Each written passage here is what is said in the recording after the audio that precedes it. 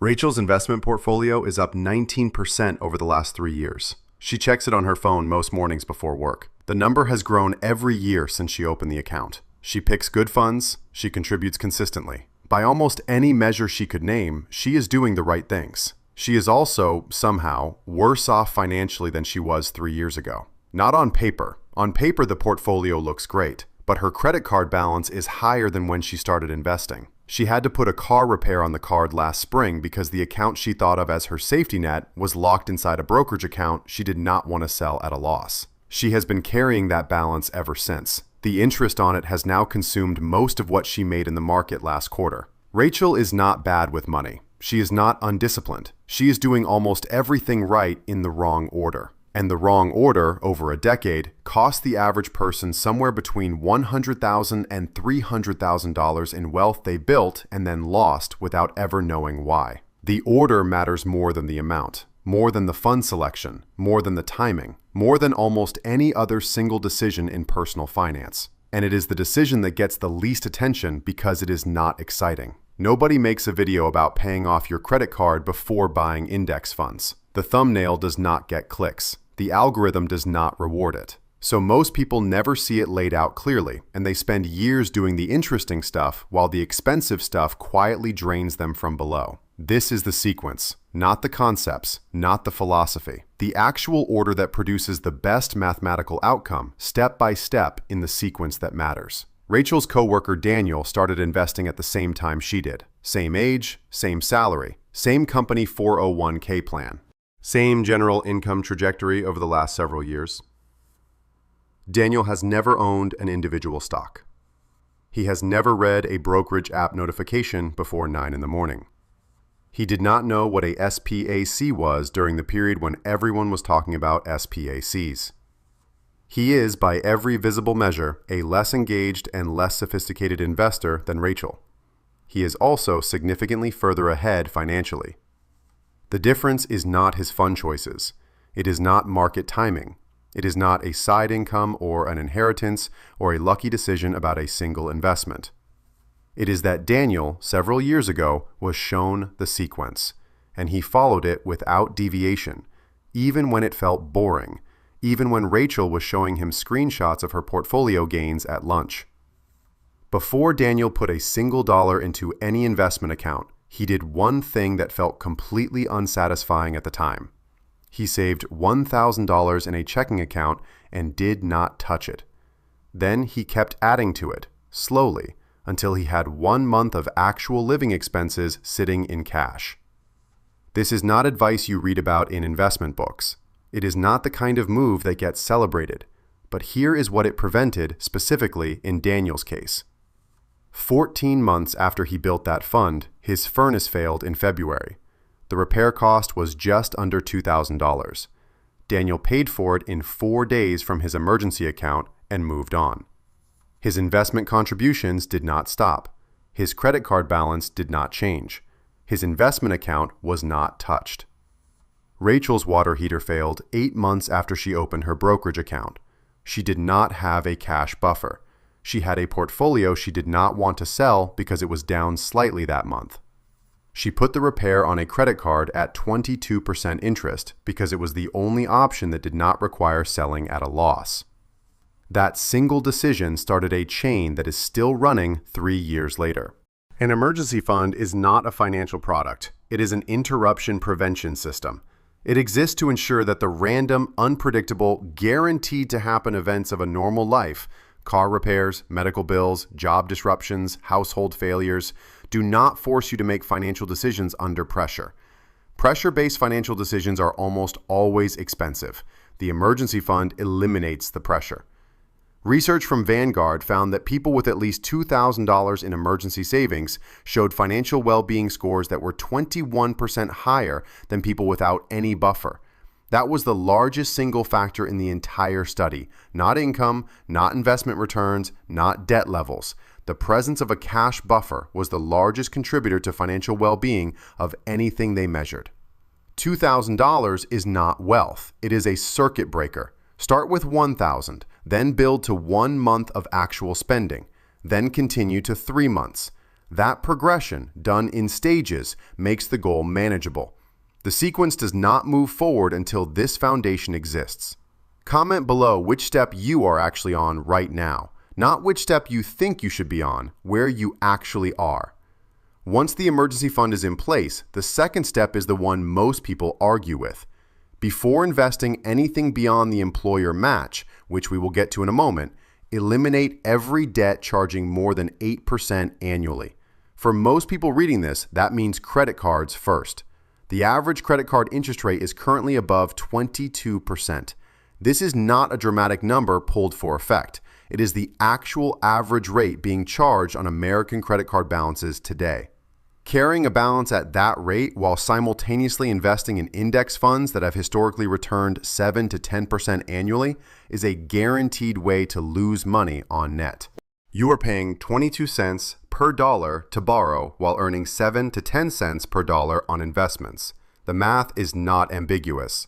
Every dollar applied to a 22% credit card balance earns a guaranteed, risk-free, after-tax return of 22%. No investment available to ordinary people can reliably match that. Warren Buffett's long-term average annual return is around 20%.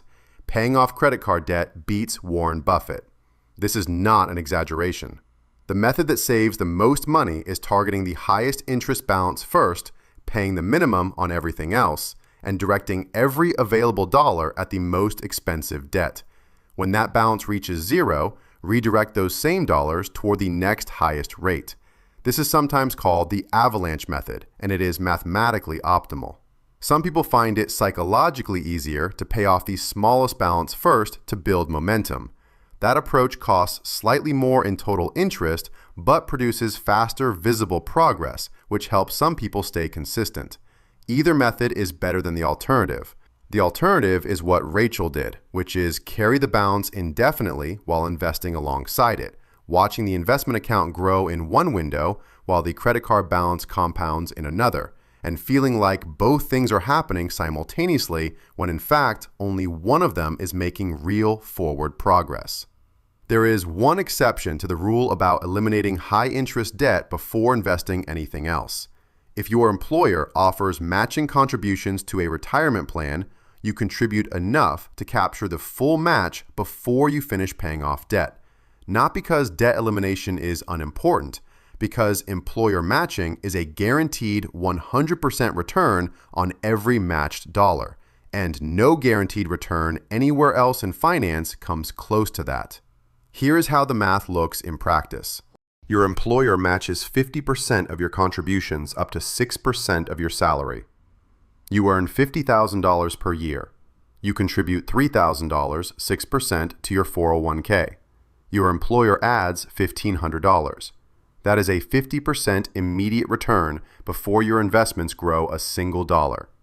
Even against a 22% credit card rate, a 50% guaranteed immediate return wins.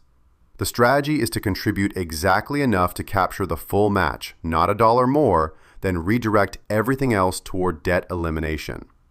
Once the high-interest debt is gone, you return to the retirement account and increase contributions. The match is captured every pay period during the debt payoff phase. The debt disappears faster because of focused attention. Neither opportunity is sacrificed. One thing worth verifying before you rely on this: vesting schedules. Some employer matching contributions require you to stay with the company for 1, 2, or several years before the matched funds are fully yours. If you are planning to leave your job in the near term, understand the vesting timeline before making decisions based on the match value.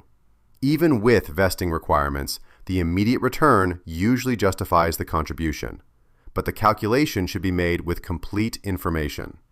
With an emergency fund, a plan for eliminating high-interest debt, and employer matching captured, the foundation is in place.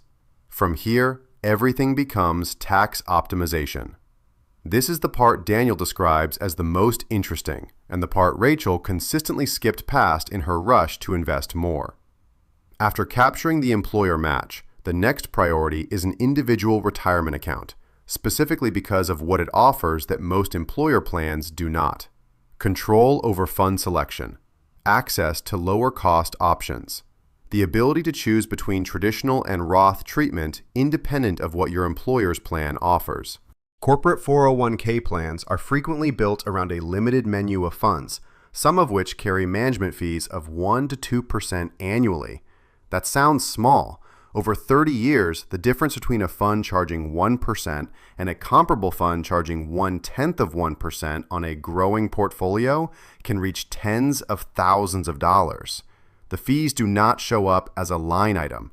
They come out of returns quietly, year after year, compounding the wrong direction. An IRA allows access to index funds and ETFs with expense ratios as low as a few basis points, fractions of 1%. For 2025, the contribution limit is $7,000 annually, or $8,000 if you are 50 or older. The choice between traditional and Roth versions of an IRA is the one that requires the most personal judgment. Traditional contributions reduce your taxable income now and are taxed when withdrawn in retirement. Roth contributions are made with after-tax dollars and withdrawn completely tax-free. The correct choice depends on whether your tax rate is higher now or will be higher later. For most people earlier in their careers, in lower earning years, Roth accounts are generally more advantageous because you pay taxes now at a lower rate and avoid them entirely later when the account may be much larger. For higher earners approaching peak income years, traditional accounts reduce the current tax burden at a time when that burden is most significant. If you genuinely cannot predict your future tax bracket, splitting contributions between both types creates flexibility for later. If you have access to a health savings account, this is the step that reshapes the entire analysis. An HSA is available only to people enrolled in a qualifying high-deductible health plan. If that describes you and you are young and generally healthy, this account may be the most powerful savings vehicle available to anyone in the American tax code. It provides 3 separate tax benefits simultaneously, which no other account structure offers. Contributions are tax-deductible, the money grows tax-free while invested, and withdrawals for qualified medical expenses are completely tax-free at any age, including retirement. Every other tax-advantaged account provides 2 of these 3 benefits, and HSA provides all 3. The strategy that makes this account genuinely extraordinary is straightforward in description and requires some discipline in practice. Pay for current medical expenses from regular cash, not from the HSA. Let the HSA balance stay invested and continue compounding. Save every medical receipt because there is no time limit on reimbursement. A medical expense you pay out of pocket today can be reimbursed from your HSA 10, 15, or 20 years from now, tax-free.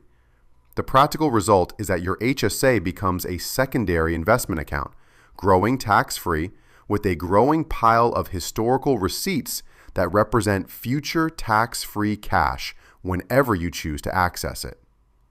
After age 65, HSA funds can be withdrawn for any purpose, not only medical expenses. Non-medical withdrawals are subject to ordinary income tax at that point, which makes the account function identically to a traditional IRA for general purposes, while still providing completely tax-free withdrawals for healthcare costs, which for most retirees are among the largest and most consistent expenses they face. The 2025 contribution limits are $4,300 for individual coverage and $8,550 for family coverage. Comment the word sequence below if the order of these steps is different from how you have been approaching your money. No judgment attached to it. Most people discover this order years later than they wish they had.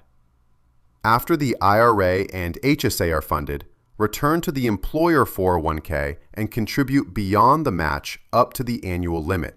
For 2025, that is $23,500, or $31,000 for people 50 and older. At this point, the combination of IRA, HSA, and 401k contributions creates the ability to shelter more than $35,000 per year from current taxation, and more with catch-up provisions if you are over 50. The vast majority of people never reach this point. Average American savings rates hover around 6% of income, which for most people is not enough to max out even the employer match threshold plus an IRA contribution, let alone the full sequence. If you work through this entire order consistently, you are operating outside of what most people in this country do with their income. That is a structural advantage that compounds over time. Only after all of these options are fully utilized does it make financial sense to put additional money into a taxable investment account. The reason for this sequencing is specific. A taxable brokerage account imposes costs that tax advantage accounts do not. Dividends are taxed in the year they are paid. Gains are taxed when positions are sold. Rebalancing triggers taxable events. The cumulative effect of these costs on a growing portfolio is called tax drag, and it is not trivial. The difference over 30 years between $10,000 invested annually in a tax-advantaged account versus a taxable account at the same 7% annual return is approximately $240,000. The number inside the tax-advantaged account compounds without annual interruption. The taxable account compounds, but gives up a portion of returns each year to dividends and gain recognition. Taxable accounts are not ineffective. They offer things retirement accounts cannot. There are no contribution limits. There are no withdrawal restrictions. Assets can be sold at any time for any purpose. They provide the bridge between a retirement date and the age when retirement account withdrawals become accessible without penalty. And assets in taxable accounts receive a stepped-up cost basis at death, which can eliminate significant capital gains taxes for heirs. But the tax-advantaged options come first, every time, without exception. Rachel has the same income as Daniel. She has contributed to the same employer 401k, she has bought similar funds, she has tracked her performance more closely than he has. She did not build an emergency fund before investing.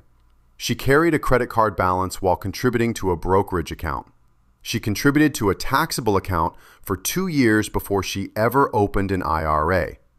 She has never opened an HSA because the high deductible plan felt riskier than the plan her employer offered, and she did not run the numbers. None of these choices were irrational in isolation. Each one made a kind of sense at the time it was made.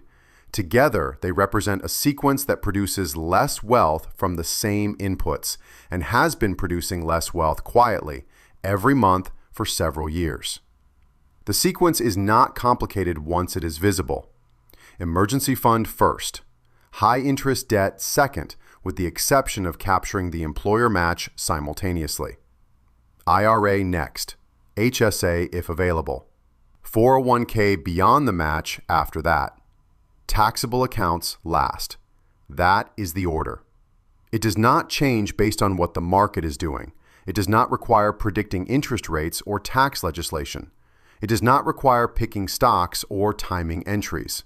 It requires doing the less exciting steps in the correct sequence before moving to the next one. Daniel describes it as building a house from the foundation up instead of starting with the furniture. You can have very good furniture, but if there is no foundation, the furniture does not stay in place. Rachel has good furniture. She is working on the foundation now. The question I am not going to answer today is one that comes up consistently in conversations about this topic. At what income level does this sequence stop being the right approach? When do you have enough income that skipping steps is not a meaningful mistake?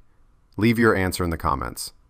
Because the number people give and the reasoning behind it varies more than almost anything else in this space. And the most common answer surprises almost everyone who hears it. The order came before the amount.